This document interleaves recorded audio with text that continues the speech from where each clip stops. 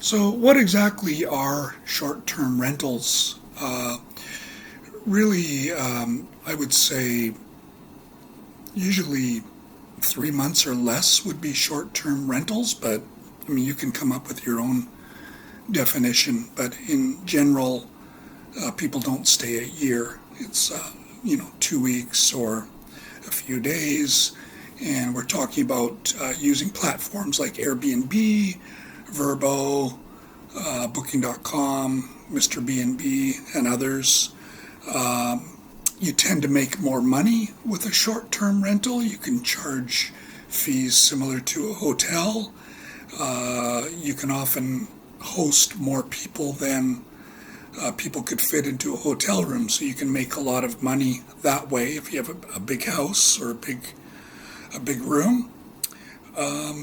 So yeah, people use their vacation home for short-term rentals. Some actually do it in their apartment even, or condominium. There are different ways of doing it. You can do it where you are in the home as well, or you can do it like I do, which is remotely. I'm not in the home. There are different ways to do it, and you need to abide by your local regulations and legal framework, legal laws, the laws.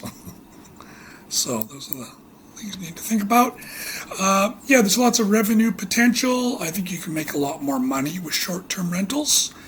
Long-term rentals are easier. If you look at if you have a regular renter who pays you every month, it's easier in a lot of ways, but you don't make as much money. Just the way it works. But yeah, you need to do your research and make sure what the rules are about short-term rentals in your area. And there are challenges which can come with that. Your neighbors don't tend to like short-term rentals as much, so you need to try to keep them happy. And those things you need to think about. Of course, you can get a long-term renter who's a nightmare, but hopefully you can get them out if it's not working out. About setting up your short-term rental, you can get a loan to do that, if you can get that done. If you're going to do a short-term rental, you need to choose a place that's easy to find and easy to get to, hopefully with public transportation. If it isn't that kind of location, then you can't do short-term rentals. You need to do a long-term rental or, live in it yourself. But yeah, not every place is suitable for short-term rentals.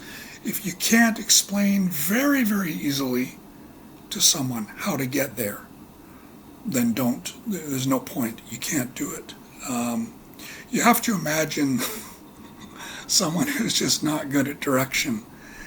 And so the common denominator, generally people who use Airbnb are pretty good at travel and pretty good at finding things, but here and there they just aren't. So you need to have a place that's very easy to find. It's near the station, and it's just really easy to find from a station or wherever it is, near a major landmark.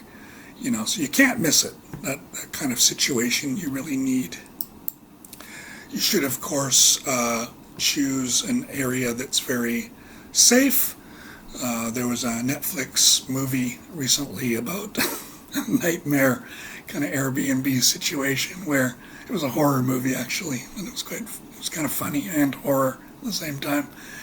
And the area was just pitiful. I mean, you'd never choose an area like that. Hopefully you would never. So yeah, it should be a good area for people, a safe area.